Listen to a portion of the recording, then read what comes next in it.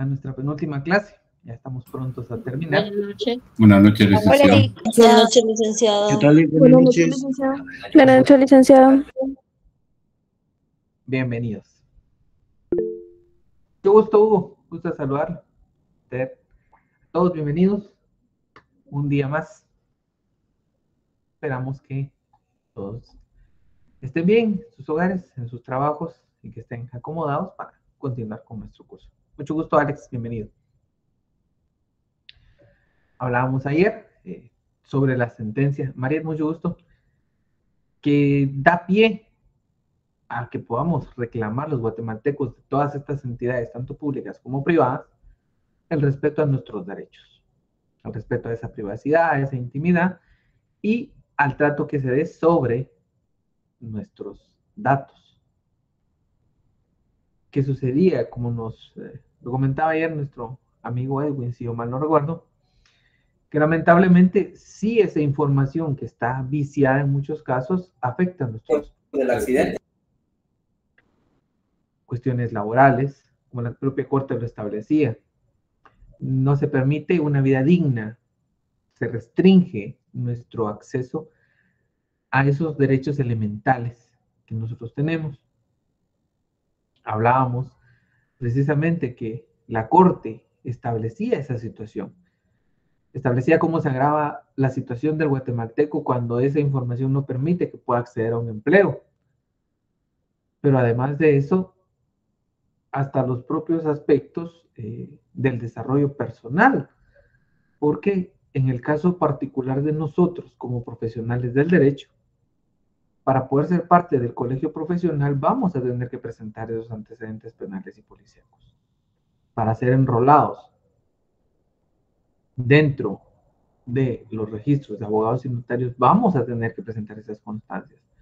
¿Y qué sucede si están alteradas? Pues vamos a ser nosotros quienes paguen esas consecuencias por una irresponsabilidad manifiesta de las personas encargadas de esas bases de datos y de las entidades estatales, que por ministerio de la ley deben regular todo el aspecto de la aplicación de la ley de acceso a la información pública, pero que por, no sabemos si desconocimiento o por falta de diligencia en el ejercicio de la función pública, no ejercen ese control. Porque como lo vimos, como uno de los principios básicos, la ley tiene aparejado al Procurador de los Derechos Humanos como ese regulador intrínseco de esta legislación. Obliga al Estado a que verifique todo lo relativo a la ley. Sin embargo, como nos comentaba, al manifestar la ley, el Estado amplía demasiado la gama de sujetos contralores, porque el Estado va a comprender a todos. Sin embargo, cuando hablamos de que esa protección y ese control debe ser generado por los sujetos obligados, entonces ya pasa a ser primero el gobierno, que si bien es parte del Estado, pero como tal debe de controlar primero a todas las instituciones que en él se generan, después los otros dos organismos, en esa visión tripartita que une al Estado, y todas esas entidades que manejan fondos por delegación o por cualquier otro aspecto. Además de ello, este caso fue girado en torno a entidades particulares. Entonces, como se los decía en anteriores sesiones, ya no solo es atinente a los sujetos públicos, ya incluye a los sujetos privados la legislación como tal. Se establecía dentro de la sentencia que esa comercialización debía estar sujeta a la voluntariedad de la persona. Pero ¿qué sucede? Realmente en el entonces aquel se obligaba a las personas. Si tú no firmas, no te otorgamos un crédito. Si tú no firmas, no puedes acceder a ciertas plazas de trabajo. Entonces, ¿qué sucede? El ciudadano se encuentra en una colusión de derechos, porque está el derecho de él autodeterminar su información y está el derecho de aquellos que le exigían algún requisito para brindarle crédito, trabajo y o cualquier otra situación por la cual estuviesen consultando la información. Entonces, en ese entonces se está vulnerando de pleno. Podemos decir que en la actualidad se siguen vulnerando esos derechos. ¿Y por qué o cómo? Recordemos que muchas personas siguen enrolados dentro de esas bases de datos. Y entonces, ¿qué sucede? No obtienen un trabajo, no les dan finiquitos. Hay una serie de situaciones que ellos sufren en su persona y está atentando contra el proyecto de vida digna que ellos merecen. ¿Sí? Se establecía por la Corte que esa comercialización de datos que no observaba esas exigencias, como ya se los manifestaba, no garantizaba la vida de las personas. Y entonces, ¿qué sucede aquí? Como ya la Corte decía que el amparo sí era idóneo, ¿y por qué la Corte dice que el amparo es idóneo?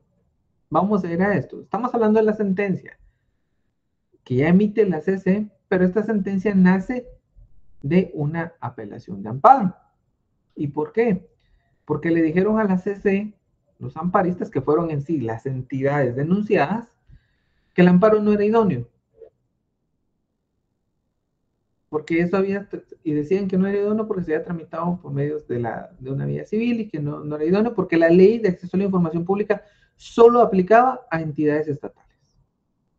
Entonces la Corte les dice, no, es idóneo porque se debe de garantizar esa administración para la información pública.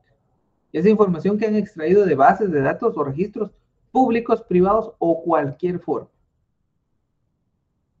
Entonces, ya la Corte les dice, no, no aplica solo a ustedes, aplica para todos. Obviamente las instituciones no estuvieron de acuerdo con eso, porque incluso plantearon la aclaración contra esta sentencia, pero la Corte igual fue algo que no tomó ni el capítulo para resolver. ¿Sí? Porque al final quienes poseían el manejo de esa información por el control tecnológico eran ellos. Entonces, ¿a quiénes tenían que obligar? A estas personas que se encontraban en uso de la información. Se hablaba entonces del derecho al reconocimiento de esa dignidad humana que traía implícito, como se los venía diciendo. El artículo 4 y 44 de la Constitución como tal nos daban esos derechos. El artículo 12 de la Declaración de los Derechos Humanos, la Convención Americana sobre Derechos Humanos, el 17 Pacto Internacional de Derechos Civiles y Políticos. ¿Y por qué? Porque, como les comentaba, ya la Constitución Política nos determina ciertos derechos, pero también nos dice que existen otros derechos que no están nominados, pero que pueden protegerse por el Estado y que son inherentes a la persona.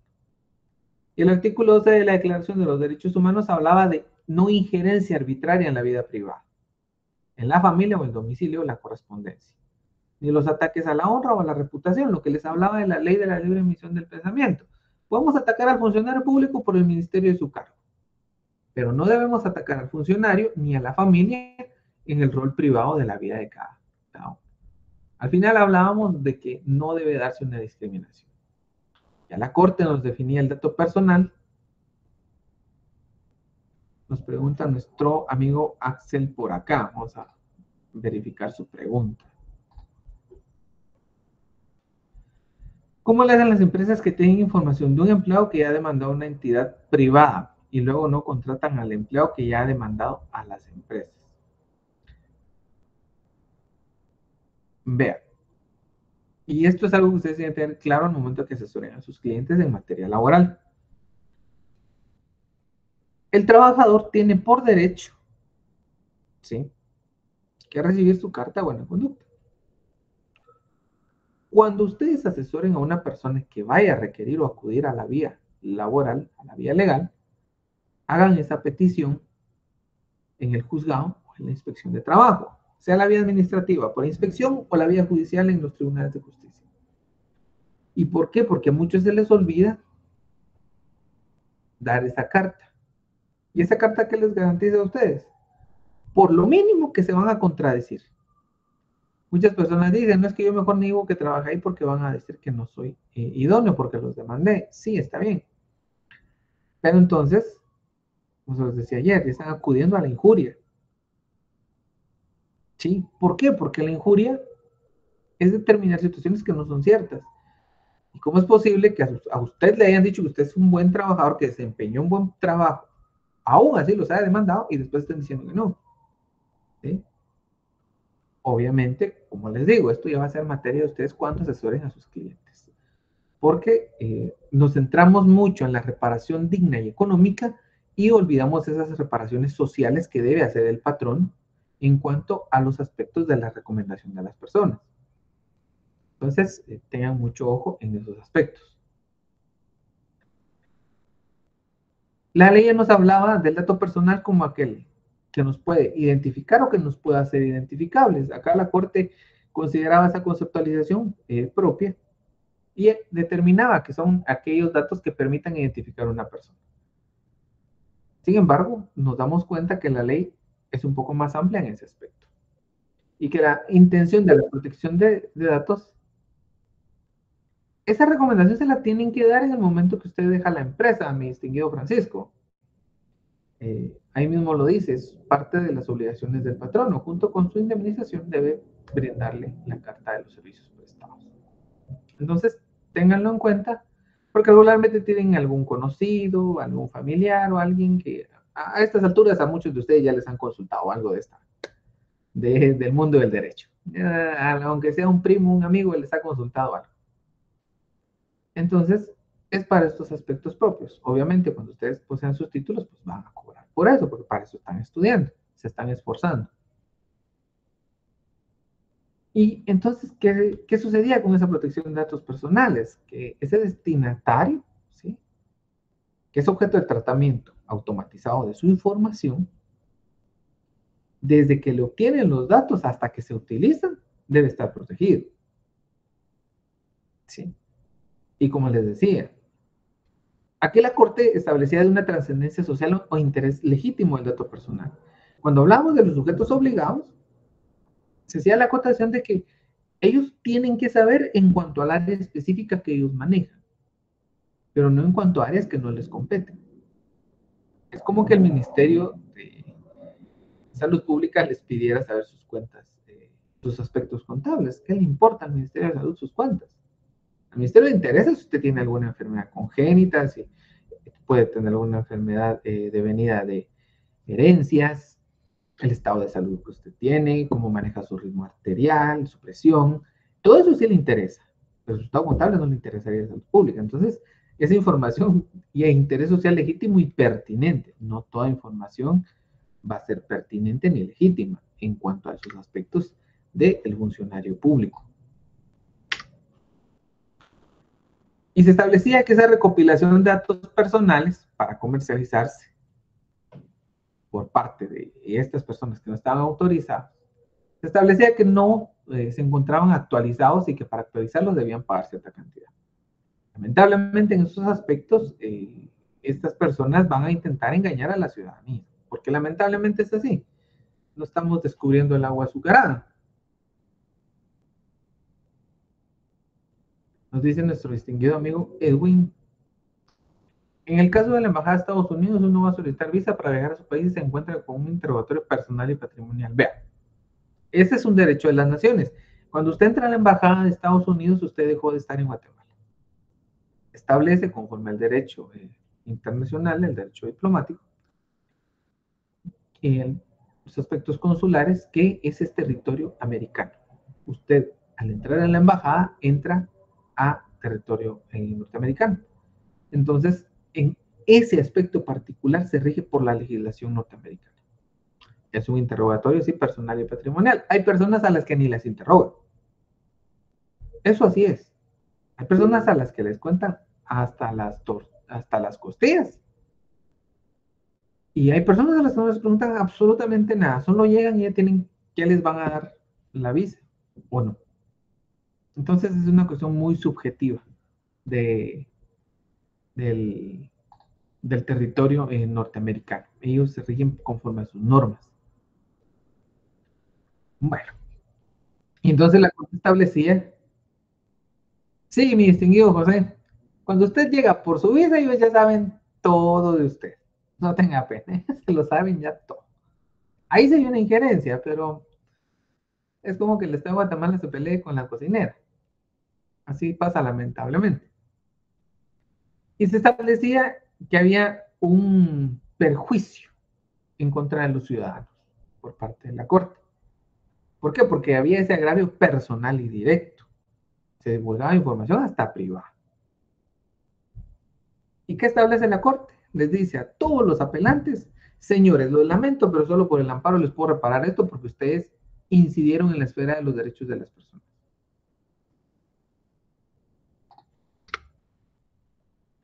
Y ahora vamos a ir a la diferencia entre privacidad y autodeterminación informativa.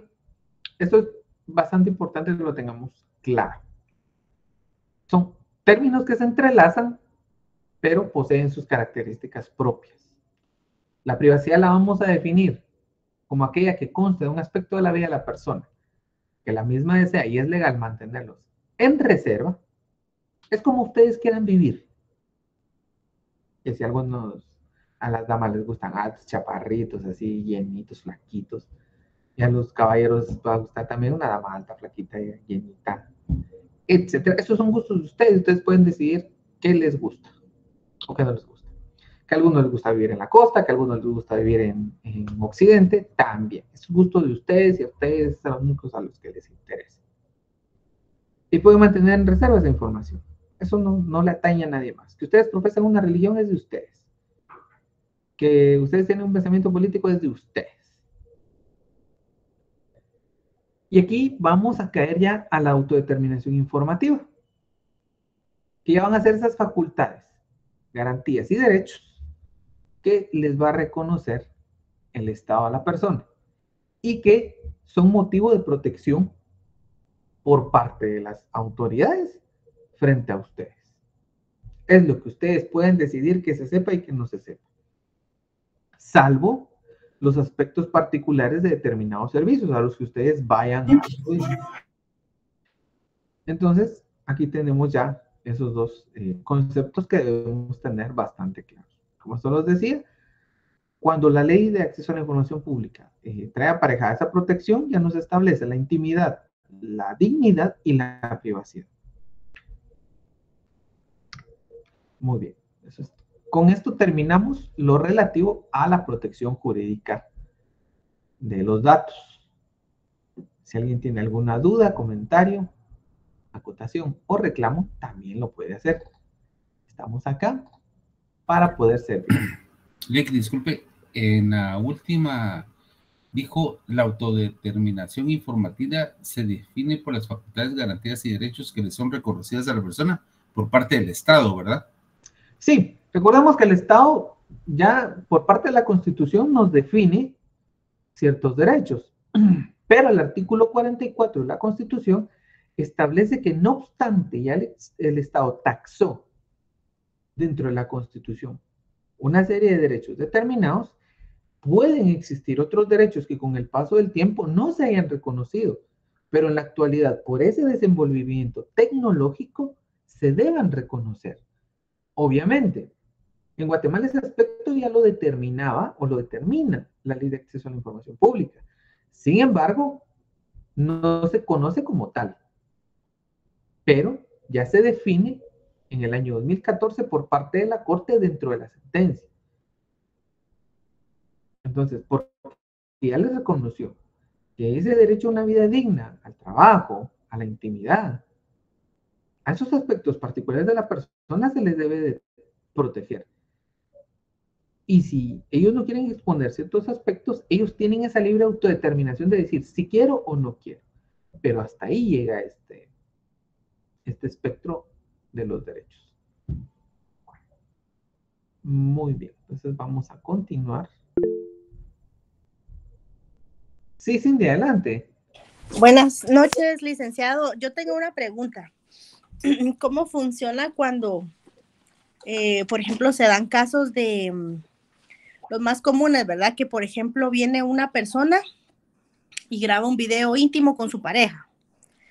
Entonces lo exponen en la red, lo suben y hay páginas que lo tienen y se distribuye.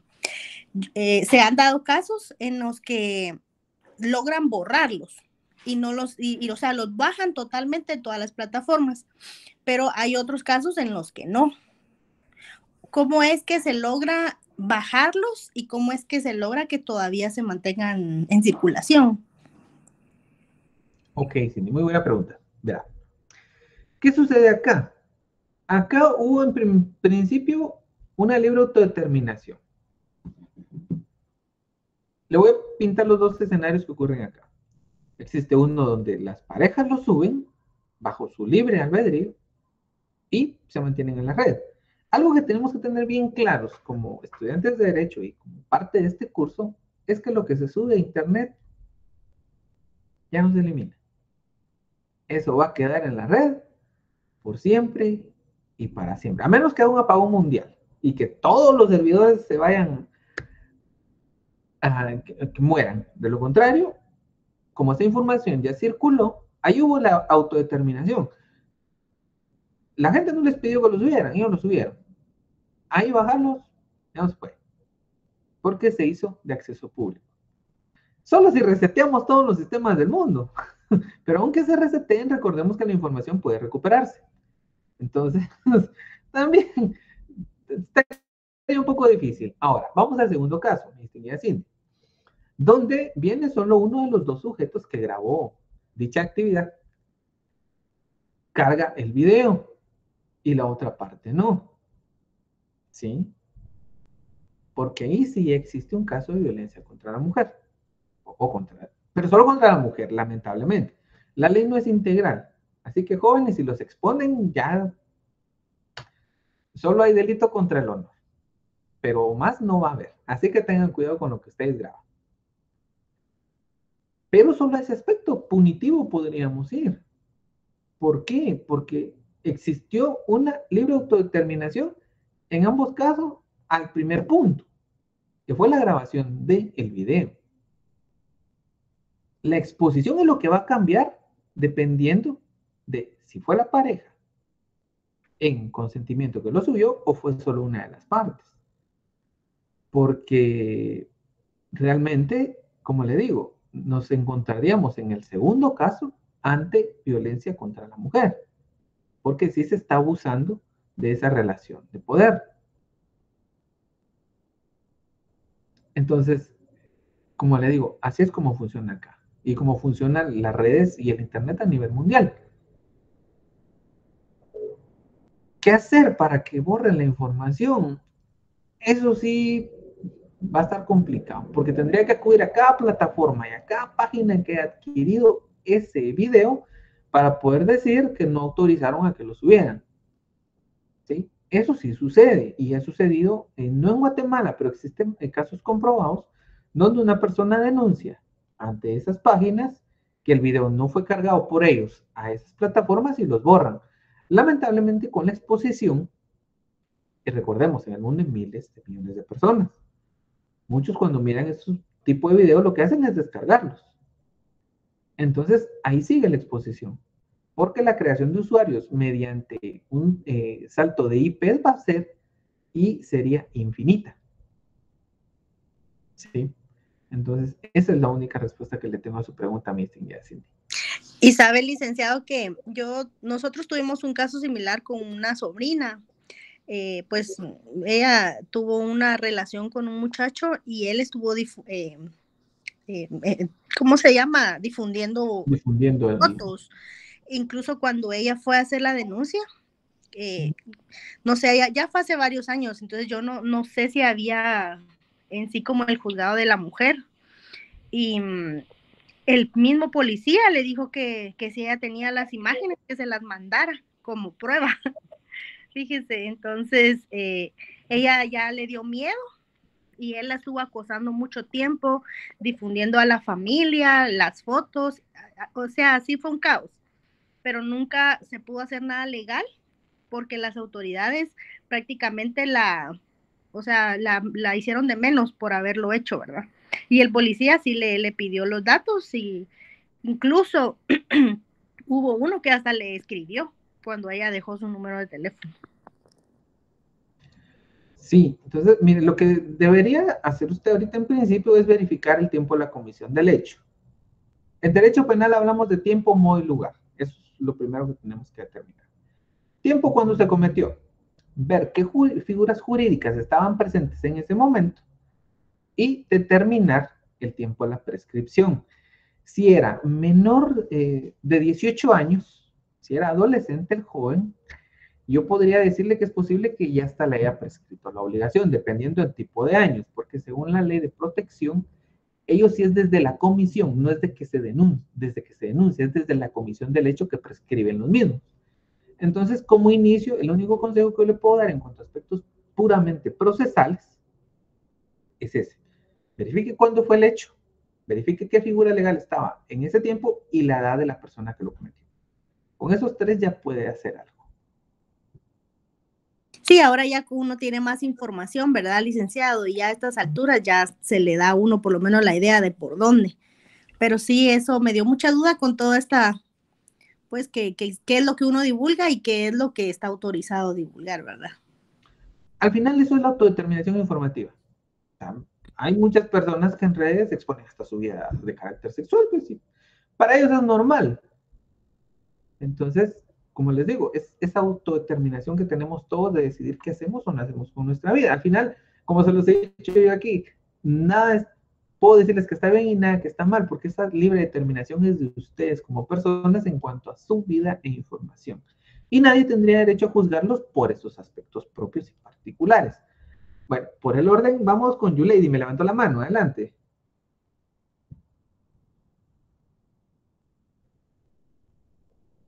Ay, ya la bajo.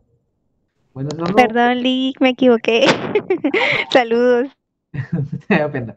¿Quién más tenía la mano arriba? Jacqueline. No, Elizabeth. Elizabeth, adelante por el orden. Buenas noches, Lick. Buenas noches, compañeros. Con respecto al tema de lo que comentaba la compañera, licenciado, ¿qué sucede cuando en el caso de un menor de edad? O sea, por ejemplo, hoy en día se ve mucho esta situación, que las niñas o incluso los varoncitos, ¿verdad? Se graban para, pues, no sé, por popularidad o cualquier tipo de cosas y después resultan hasta suicidándose por este tipo de acoso o divulgación de su intimidad, ¿verdad? Sí existe, o sea, en este caso estaríamos hablando de pornografía infantil, ¿verdad? Si se llegara a divulgar. Pero, ¿a quién se acude? O sea, ¿qué hacer para poder darle movimiento a esa situación? Ok.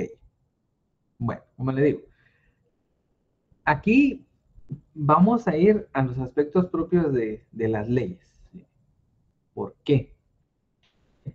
Precisamente lo que escribe Alexander es lo que les iba a decir ahorita. Con la entrada en vigencia del decreto 12 de 2022, que es la ley para protección del acoso y chantaje contra niños, niñas y adolescentes, se intentó regular este tipo de figuras. ¿Qué sucede? A ustedes, no recuerdo si se los dije ya, el creador de TikTok no permite que sus hijos tengan redes sociales. ¿Y por qué no lo permite el creador de la red de difusión mundial más grande? Esa pregunta es la que nos debemos hacer nosotros primero, como responsables. El tutor padre o encargado debe verificar la conducta de sus hijos o encargados. ¿Por qué? Porque ese tema lo vamos a ver dentro de los delitos. Espero yo terminar ese aspecto, porque hay un artículo del Código Penal que establece esa solidaridad de responsabilidad del adulto que brinda al menor un aparato electrónico. Si es pornografía infantil, sí. Si se divulga, claro que lo es. Pero ¿qué sucede? Y es que aquí es el aspecto real de la ley, porque la ley está mal regulada y ahí es donde ustedes que tengan tanto hijos varoncitos como mujercitas tienen que tener el cuidado debido. ¿Qué sucede? Ahora tenemos que la figura legal que, como la hicieron fue, que quien reciba o solicite material de niños, niñas o adolescentes que contenga características sexuales, comete el delito de chantaje. Entonces, ¿qué pasa? Recuerden que sus niños o sus adolescentes particularmente andan metidos en grupos que ellos tienen y se andan, digámoslo así, se andan compartiendo la información. Y más cuando son sus compañeritas, amigas y etc. Y ahora, por esa popularidad que nos dice Elizabeth, pretenden normalizar esas situaciones. Entonces, ¿a quién vamos a acudir? En primera, si el asunto es con niños, niñas o adolescentes, deben acudir a una fiscalía especializada en esta materia, la Fiscalía de Niñez y Adolescencia. Pero tienen también que acudir a PGN y ahí es donde a muchos no les gusta y por eso es que esas situaciones no se destapan tanto. Porque ¿qué va a determinar PGN primero? ¿Quién vulneró el derecho del niño o niña? Serían los padres. En primer lugar son los padres, licenciado. Exactamente. Y ahora Porque les están abriendo como la puerta, ellos mismos están abriendo, o sea, dando la llave a que otras personas extrañas tengan acceso a sus hijos. Sin embargo, ahí está el detalle, ¿verdad? Lamentablemente en Guatemala no hay cultura de información. O sea, no nos informamos, dejamos que los hijos hagan su voluntad y ahí también caemos en lo mismo, en que PGN no se le puede corregir a los niños, ¿verdad? No podemos corregirlos porque nos toman como que estamos incurriendo en maltrato infantil también en muchas ocasiones, ¿verdad? Vea, yo trabajo bastante en esa área y le soy muy honesto. Por corregir de forma adecuada, no los castigan. Eso es hasta cierto punto falso. Me tocó manejar un caso una vez, les comento por acá, donde el adolescente pretendía chantajear a los papás con no denunciarlos por no darles el teléfono. El propio juez fue quien mandó al adolescente. ¿Por qué? Porque el teléfono no era una obligación, la educación sí.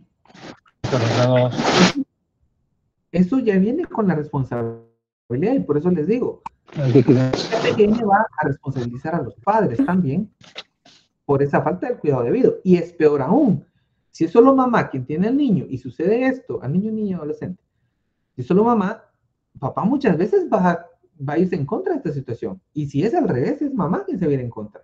Y el problema acá es que en ese aspecto particular, papás y mamás no entienden el derecho a proteger, sino que esa lucha interna por quién tiene la razón no les permite dilucidar la mejor solución para la infancia, para la niñez y la adolescencia.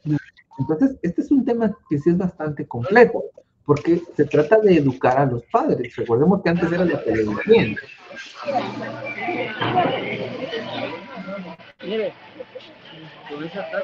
Freddy también si nos pudiera apagar su micrófono, te lo agradeceríamos mucho.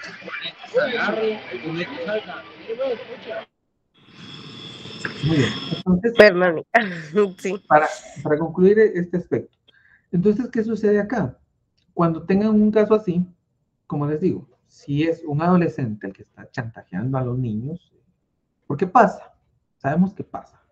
Acudan a una fiscalía de niñez y adolescencia especializada en este aspecto. Cuando ya sea un mayor, quien esté chantajeando a los niños, ¿sí? Tenemos una fiscalía especializada en Gerona que trata aspectos sobre mujeres y niños, ¿sí? Bueno, digo tenemos, yo no trabajo en el MP, para que no digan que ahora estoy promocionando al MP. Pero el Ministerio Público tiene una agencia especializada en Gerona que trata los aspectos que se cometen por adultos contra niños y niños, adolescentes y mujeres. Ahí pueden acudir. La verdad, sí tratan de llevar bastante este tipo de casos a término.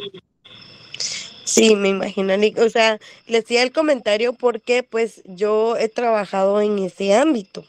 Entonces también depende mucho en el contexto y también, por eso le decía, también a veces los niños tergiversan la ley, ¿verdad? Porque sí vi muchos casos de niñas y adolescentes que testificaban una cosa para quedar como que las víctimas de los papás y al final pues eran ingresados a una casa, o sea, bajo protección y abrigo y ya estando dentro de la residencia, pues tuve la oportunidad de hablar con algunos y grandes arrepentidos los niños, va a decir es que yo mentí cuando declaré y todo y en las trabajadoras sociales empiezan así como que quiero regresar a mi casa y así. Entonces, también yo creo que sí es bien importante la investigación, ¿verdad? La investigación antes de poder entrar a las residencias, ¿verdad? Para determinar los perfiles. Vea, ese es un aspecto propio de la formación humana y se los comparto porque trabajé mucho en ese segmento. La formación de un niño va aproximadamente de los 6 años a los 7 años. Ahí es donde los papás van a determinar ese lazo de confianza con sus hijos. Y después de eso, trabajo psicológico. No hay vuelta para otro lado. Muy bien, ahora Cristina, tenías arriba tu mano, te escuchamos. Solo perdonada Cristina, solo el compañero Gustavo, por favor, podría apagar su micrófono, prendiéndolo y apagándolo e interrumpe la clase. Por favor, Gustavo Pineda, gracias. Muy bien, Cristina, te escucho. Gracias, compañera. Licenciada, buenas noches. Solo con una consulta. Así como, por ejemplo, en esa misma línea, esa delgada línea del consentimiento, porque ese consentimiento es como que hoy te doy consentimiento, pero mañana ya no. Entonces, en esos casos, yo me he dado cuenta que más que todo en los adolescentes, es como cuando son pareja, ¿verdad? Y mira, hoy sí te doy consentimiento, pero después se arrepiente la chica y ya mañana ya no, se arrepiente. Y en el acto sí tuvo consentimiento de grabar, lo que sea, tomar foto, pero después ya no, y ahí el chico ya se mete en problemas. Y como por ejemplo la desigualdad masculina que existe, pues a ellos les recae más la responsabilidad, porque ya llegan las mamás y dicen, es que mi hija es una niña y este pervertido le dijo que hiciera esto y lo otro. O sea, siempre le atribuyen como que toda la culpa a los hombres. Y entonces incluso de mujeres adultas he visto casos que pasan lo mismo. Se graban, toman fotos, las envían y todo, y es como con ese consentimiento. Y después les quitan ese consentimiento de que es que no, yo ya no, es que me arrepentí, que no sé qué. Entonces ya comienza como los papeles de víctima y todo eso. Entonces esa línea tan delgada de consentimiento ante la ley no se ha definido. Y eso creo que es un problema muy grande. Bueno, ya tienen candidato para las próximas elecciones. Verán, lo que dice Cristina es algo bastante cierto.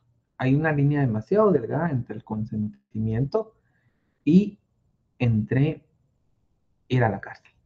Esa es una realidad. Y como lo dice Cristina, y eso es muy cierto. Y como se los digo, yo aquí les digo la verdad. Yo no vengo a hablarles cuento porque no es la idea. La idea es que ustedes se vayan con conocimiento de acá. La recomendación sana, ustedes van a ser conferencistas, van a ser asesores, son asesores de sus familias, porque ustedes ya son los asesores de la casa y de toda la familia, porque al final todos se encaraman en el barco y que tenemos un abogado. Tienen que instruir primero desde el hogar para que eso se vaya replicando, para que sus propios hijos no tengan esos conflictos. ¿Por qué? Lamentablemente el Congreso cuando reguló este tipo de delitos, lo hizo sin un asesor técnico y se los voy a decir así, aunque suene pedante, sin un asesor técnico especializado. Porque la tecnología de hoy permite el uso de APIs para el envío masivo de mensajes. Imagínense qué sucede si un niño de ustedes, un adolescente, tuvo su novia y se le fue la cabeza, tuvieron relaciones y bla, bla, bla. Se tomaron fotos y en el momento raza, compartirla con todos los cuates. Y después resulta que no. ¿Pero qué pasa? Porque inclusive el tipo penal que regularon dice enviar o recibir. Dice solicitar o recibir. ¿Y qué sucede? Que hasta sus amigos pueden ser victimarios sin haberse dado cuenta tan siquiera. Como me lo decía un muchacho, y los esperamos también en cursos libres los días sábados del próximo año. Ahí profundizamos más sobre aspectos de tecnología. Pero en resumen, como le comentaba yo a un caballero en cursos libres, existen programas de control. Compre el teléfono e instale el programa. Porque, ¿qué pasa? Es usted el dueño del teléfono. Sí, su hijo lo tiene en uso propietario, exacto. Pero el que está emitiendo, al quien se le emitió la factura y quien está ante la Superintendencia de Telecomunicaciones como responsable de ese aparato, es quien lo pagó. Entonces ustedes tienen el acceso. Obviamente ustedes van a respetar ciertos aspectos de la privacidad de sus hijos. Pero también van a ser los responsables de lo que de ese teléfono salga. Y como está mal regulada la figura penal, pueden incurrir en una responsabilidad sin tan siquiera haberse dado cuenta. Como les decía yo, ustedes van a ser asesores, van a ser directores, van a ser abogados del Congreso y de donde sea. Que escuchen a la gente que sabe de esos temas. Sí, mi distinguida Cristina, es que así es. Y se logro que tengo ya tuve una trayectoria de 10 años trabajando temas de niñez y adolescencia. Y viera que uno las que se encuentra ahí son terribles. Licenciado, disculpe, también esas prácticas como por ejemplo que se dan entre los adolescentes de que, bueno, también los adultos, yo vi varios casos en México que se dieron de que pues las mujeres, ¿verdad? Les decían que tuvieran relaciones como más fuertes, ¿verdad? Y que cacheteame y todo eso. Y a la hora de dejarles marcas, habían unas de que era como con esa intención, pues, de que llegaban a los juzgados de feminicidio ahí en México y decían, miren, me pegó, me violó y me pegó. Y hubieron varios casos de esa índole y en donde muchos sí se fueron procesados y muchos, pues, como tenían como pruebas, ¿verdad? Y algunas como que se les conmovió el corazón, me imagino yo, dijeron de que en su momento sí les dieron consentimiento de golpearla y otras de que dijeron que no y se fueron presos. Y bueno, por eso yo le decía la otra vez en México de la ley Olimpia, porque en México la ley Olimpia sí es integral porque aplica para hombres, para mujeres, para niños y para todo. Incluso los policías son sancionados si se van por otro lado, ¿verdad? De revictimizar a la víctima y cosas así. Entonces yo creo que en Guatemala sí caería muy, muy bien una ley así. Mira, yo soy partidario de que se regule todo de manera coherente. Yo de eso soy partidario. ¿Por qué? ¿Qué pasa? El Congreso también tiene una forma pésima de legislar. El Congreso les hace una ley de esta forma. La ley para el reconocimiento de telecomunicaciones. Pero resulta que cuando ustedes leen esa ley, solo están reformando un montón de leyes. Entonces mejor que digan, esta ley reforma A, B, C, D y E de leyes. Porque ¿qué pasa? Al final nos encontramos con mucha legislación dispersa, que al único que afecta es al ciudadano y al abogado. Es cierto que ustedes tienen que estudiar y verificar reformas y todo esto. Pero, ¿qué sucede? Entre tanta legislación se pierde. Y es donde la gente no tiene idea de a dónde o cómo acudir. Por eso, como les decía yo, en el caso particular de nuestro curso, ¿qué se trata de verificar? La información, ese derecho a la información, la protección. ¿Por qué? Por los medios tecnológicos. ¿Y qué de ello deriva?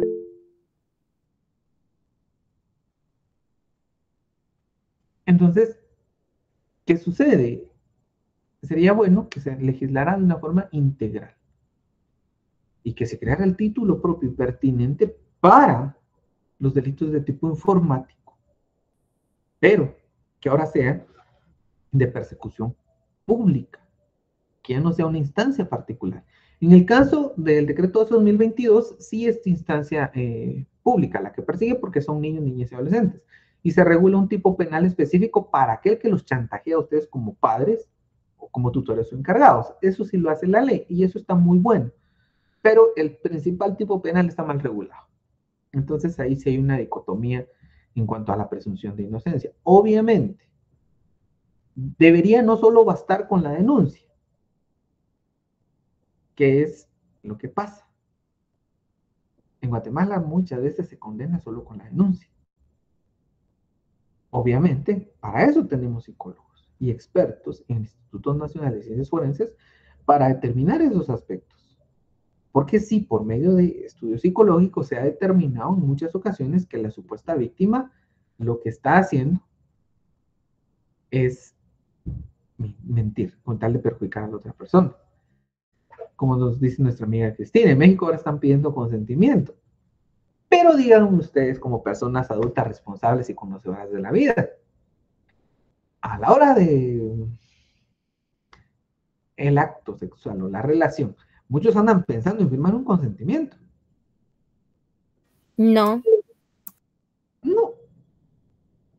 Por eso es que existe una parodia, si alguno la puede ver, de ese tema al respecto, en la serie de South Park. Existe un capítulo explícito sobre el consentimiento. Y es una burla hacia esa misma situación. ¿Por qué? Porque el entendimiento humano nos da eso.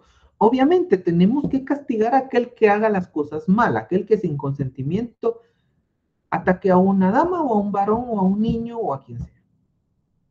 Eso sí lo tenemos que castigar. Pero la naturaleza humana nos da esa realidad, que es irregulable ese aspecto en particular.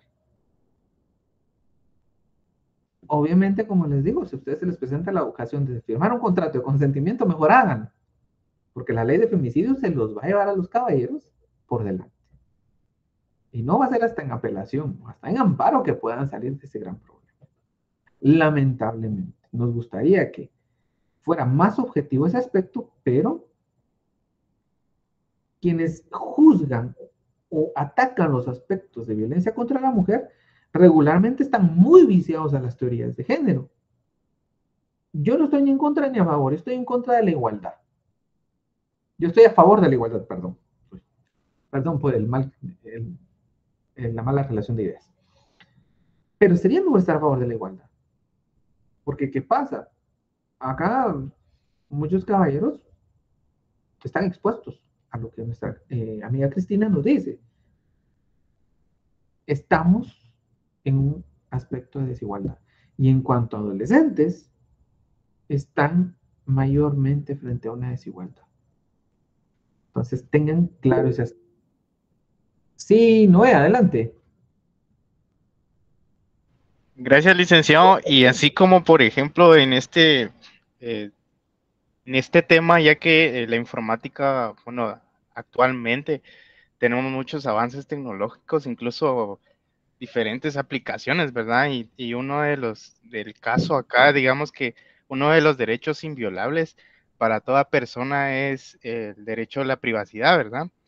Pero, por ejemplo, de estas aplicaciones ¿cómo es que se llama? Donde las mujeres pueden subir y vender sus fotos íntimas o cuestiones así. Incluso, OnlyFans. El OnlyFans. Eso. Y incluso se han dado como que empresas, empresas negras contratando a mujeres. Haciendo eso son OnlyFans por medio de contratos, ¿verdad? Y le ofrecen muchas cosas, ¿verdad? Entonces, ellos están renunciando a un derecho que es inviolable, ¿verdad? Y aquí aplica mucho la plataforma de derechos en cuanto a aspecto internacional. ¿Qué sucede acá? Como en cuanto a aspectos internacionales, vamos a estar sujetos a la creación de ese contrato. Entonces, dependiendo del país y dependiendo de la legislación, es como se nos va a aplicar a nosotros. ¿Por qué? ¿Qué pasa? Usted viene y resulta que usted quiere vender también su material, porque no es solo para damas, también para caballeros. Los caballeros también, sí. Si se tiene la suficiente confianza, pueden subir su material y vender. Pero ¿qué pasa acá?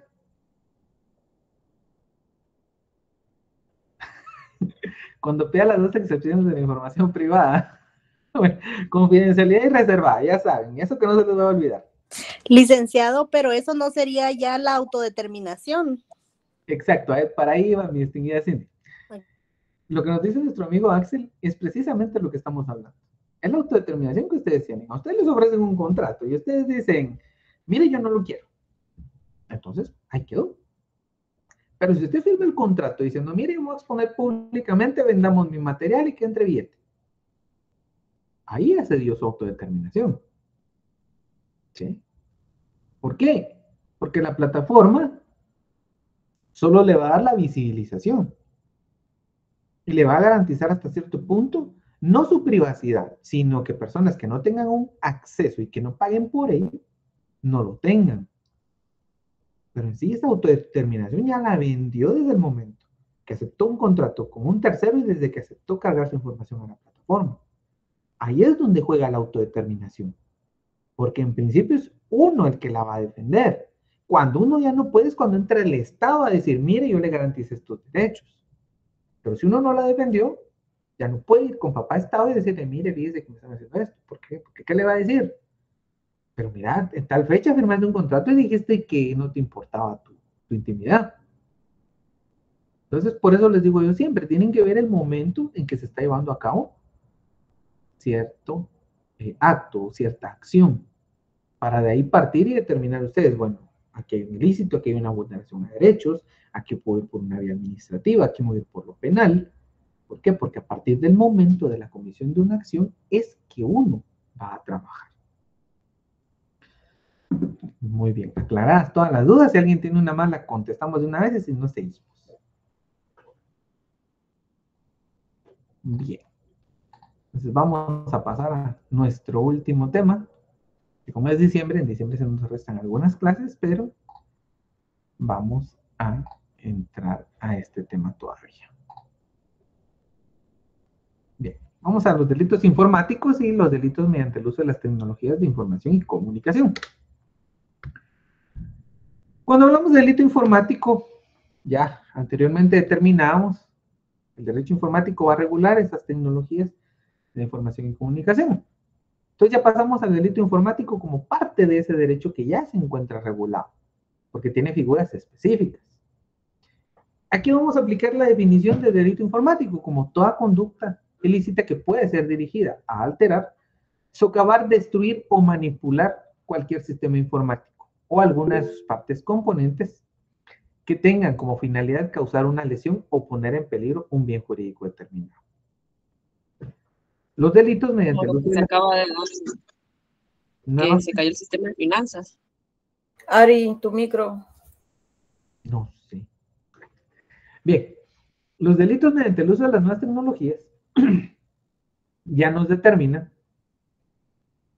que son esos delitos cometidos contra cualquier bien jurídico, pero usando la tecnología, que es lo que les comentaba, el delito del chantaje, pero ya por aspectos tecnológicos. Porque ¿qué estamos protegiendo? Estamos protegiendo la privacidad de las personas, pero de esos delitos que se cometen mediante el uso de la tecnología. En cambio, el delito informático nos regula específicamente que vaya a atacarse la tecnología.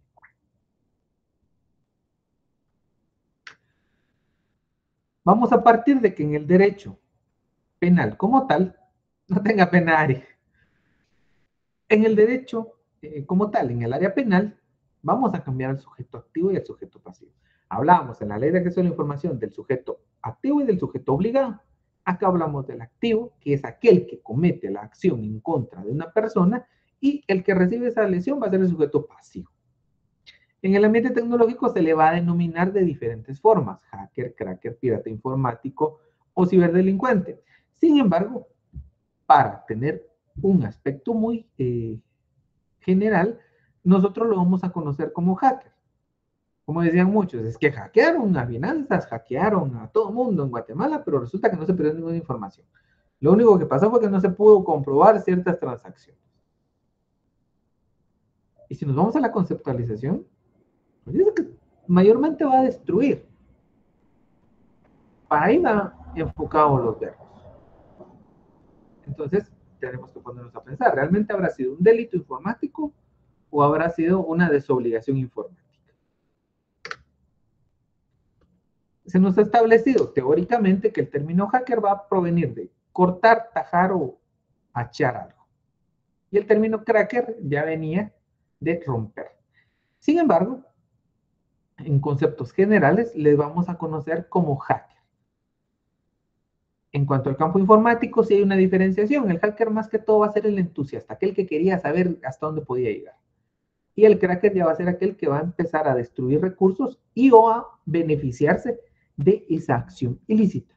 Sin embargo, para nosotros, si yo les preguntas cómo definimos al ciberdelincuente, hacker. Hacker es para nosotros la persona que comete un delito informático. Los tipos de hackeo, hay de tipo económico, del tipo de credibilidad, del tipo de daño, ya sea daño moral, daño de chantaje o daño extorsivo, el espionaje corporativo, el hackeo de inteligencia y el hackeo que va por medio de activismo. El de tipo económico, que es cuando usted pasa mucho en este último tiempo. Les envían un link, ustedes lo activan, se genera el virus automáticamente, se descarga y les secuestra la computadora. ¿Qué sucede? Tienen que pagar una cantidad determinada en criptomoneda y ya les devuelven el acceso, si se lo llegan a devolver. El de credibilidad, y este va más enfocado a empresas tecnológicas. ¿Por qué? Porque si una empresa tecnológica que debe garantizar la seguridad máxima en cuanto a información recibe un hackeo, ¿qué pasa? La credibilidad del usuario va a decaer. El de daño, y este va más enfocado a figuras públicas. Aquellos. Sí, Pamela, adelante. Lick, disculpe, ¿y qué sucede con las empresas que ofrecen ese tipo de servicios? Póngase como espionaje y todas esas cosas que se ven ahora en los chats. Eso es acceso indebido. Pero ¿qué sucede con esas empresas? Póngase si bueno, existen muchísimas personas que contratan esos servicios, ya sea por rastrear al novio, al marido o viceversa, ¿verdad? O para ver qué escriben, con quién se ven y todo ese tipo de cosas. Pero ¿qué sucede a la hora de que uno viene y contrata ese servicio con una empresa que lo ofrece si no está legalmente establecida en Guatemala? El tipo penal establece que si usted, para usted o para terceros, accede a una base de datos sin autorización, tiene una sanción. Si hay un tipo penal específico que encuadra en esa plena acción penal. Lo que sucede es que recordemos que las propias inseguridades de las personas las llevan a cometer delitos sin tan siquiera saberlo en muchas ocasiones. Como les decía, el delito ya en sí de los aspectos tecnológicos establece que ustedes reciban una imagen pornográfica, ya es un delito. Y ustedes ni pidieron nada, pero los pueden hacer cometer un delito. Entonces, acá podría darse que alguna persona en el afán de ver qué está haciendo el marido, el esposo o lo que se anden comiendo, pues decida contratar una de estas empresas. Y... Es que póngase, perdón, yo trabajaba con una señora que ella le puso GPS al vehículo de su esposo. Entonces, en cierto horario, ella me decía, mire, Pamela, aquí trabaja Rolando, me decía. Y mire cuántos moteles hay alrededor de su trabajo. Y yo necesito saber si él realmente está en su oficina o dónde está. O sea, y yo le decía, sí, doña Ana, le decía, pero mire, tranquila, y su esposo está trabajando. Y cada vez que él la llamaba, él tenía que hacerle una videollamada que él estaba en la oficina.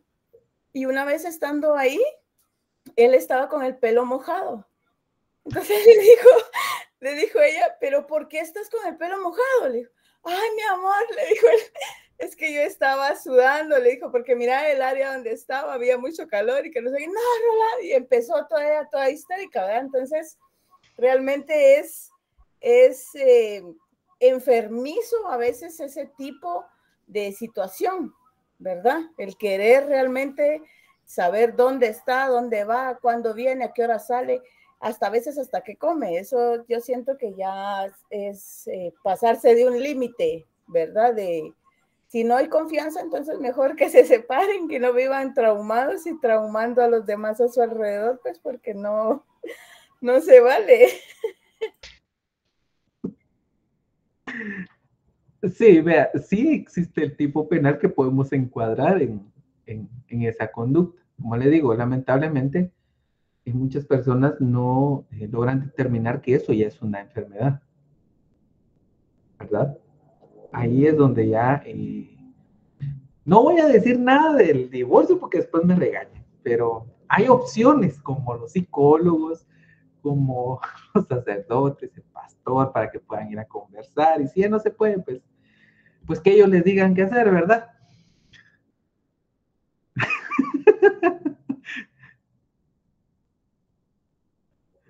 Entonces, ¿qué pasa? Ahí hay un aspecto más que todo psicológico, mi distinguida Pamela, porque sí se está cometiendo una figura delictiva. Entonces, mucho cuidado para todos con esos aspectos. Si ya no funciona, pues acudan con su consejero de confianza. Sí. Bien, entonces pasamos, ya hablamos de los daños, vamos a pasar al espionaje corporativo, que en sí ya va más enfocado a grandes empresas.